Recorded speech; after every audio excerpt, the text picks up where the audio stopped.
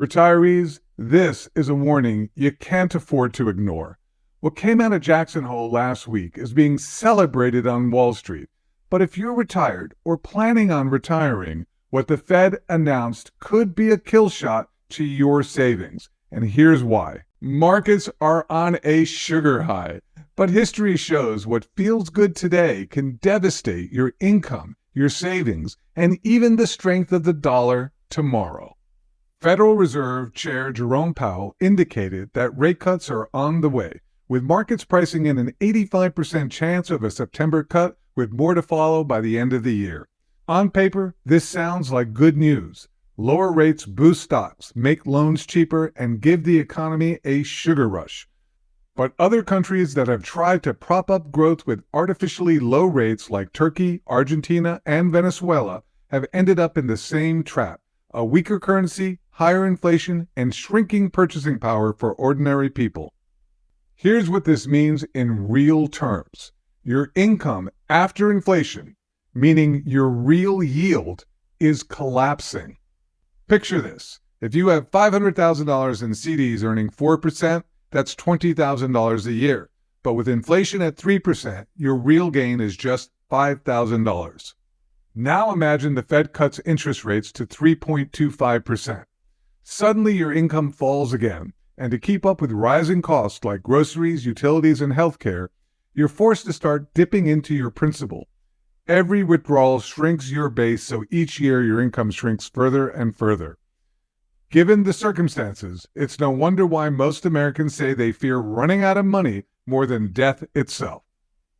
If that wasn't enough, here's where the real danger builds. Politically driven rate cuts might seem sweet at first, but can erode trust in the dollar itself. When a government chooses short-term growth over long-term stability, the currency pays the price. We've seen this play out. In Turkey, a decade of easy money cut the value of the lira by more than 80%. In Argentina, consumer prices shot up 237% in 2024. And in Venezuela, hyperinflation reached 130,000% in 2018, and people were fighting over food. The U.S. isn't immune. The dollar has been strong for decades because the Fed prioritized inflation control over politics. If that discipline is abandoned, the strength of the dollar and your purchasing power can erode just like it did there.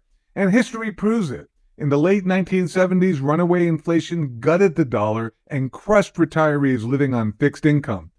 It took Fed Chair Paul Volcker in the early 1980s to do what politicians wouldn't. He raised interest rates aggressively to break inflation. Former Fed Chair Volcker, having the discipline to raise interest rates, saved the dollar and restored purchasing power for savers.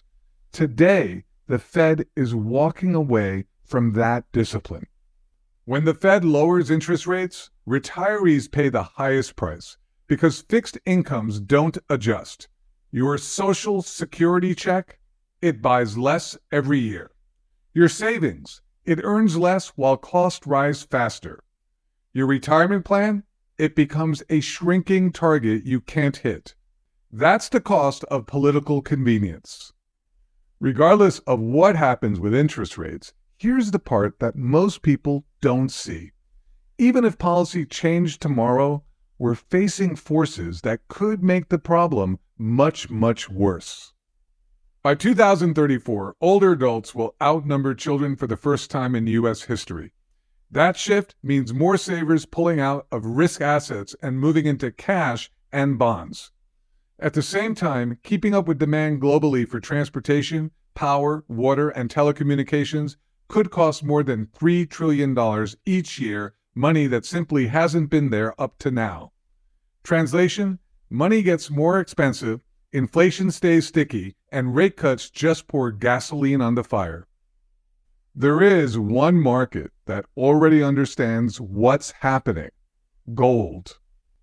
Gold surged 1.1% immediately after Powell's Jackson Hole speech, hitting $3,373 an ounce. Why? Because gold historically strengthens when real yields collapse, trust in the dollar weakens, and global capital looks for safety. Unlike paper assets, gold has no counterparty risk and no yield to erode. That's why central banks are buying gold at a record pace. Don't confuse the initial rush from rate cuts with real strength. Like any sugar high, a crash usually follows. In this case, the long-term effects are clear: shrinking income, rising cost, and fading purchasing power. At this point, can retirees really afford to rely on the Fed? Or is it wiser for them to rely on assets beyond the Fed's control?